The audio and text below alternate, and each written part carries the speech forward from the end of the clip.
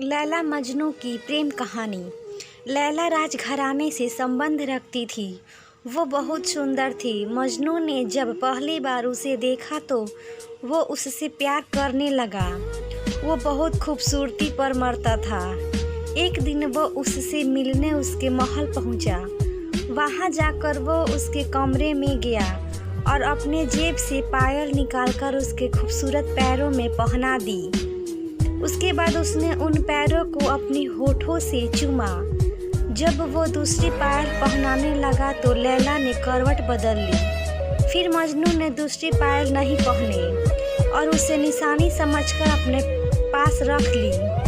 जब सवेरे राजकुमारी लैला उठी तो उसने अपने पैरों में उस पायल को देखा।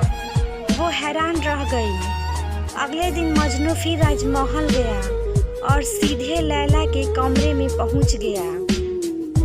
वहां जाकर उसने लैला के गालों को छुआ और फिर वो उसके कदमों में आ गया। तब उसने अपने जेब से दूसरी पायल निकालकर उसे पहना दी।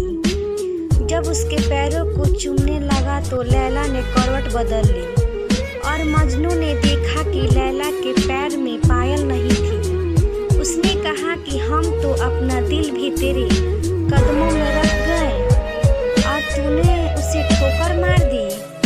तभी लैला जाग गई और मजनू को पकड़ लिया।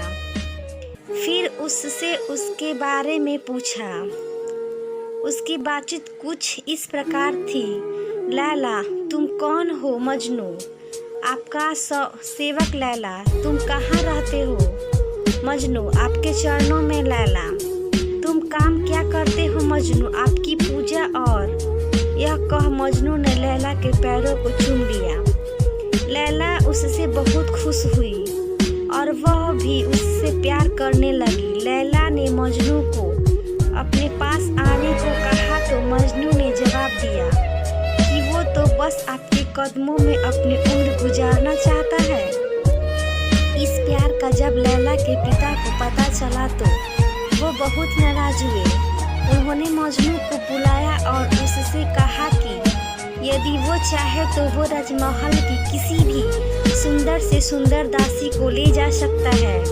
पर लैला को भूलने के बाद मजनू ने उनसे कहा कि राजमहल की सभी दासी लैला के चरणों की धूल के समान भी नहीं है और उसे किसी भी दौलत का लालच नहीं है। इस पर नाराज होकर लैला के पिता ने मजनू को देश निकाल दिया और लैला की शादी किसी राजा के साथ कर दी। लैला शादी के बाद अपने पति के साथ इराक चली गई।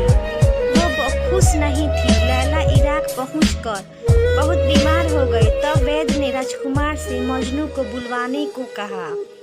तब राजकुमार ने मजनू को बुलवाया।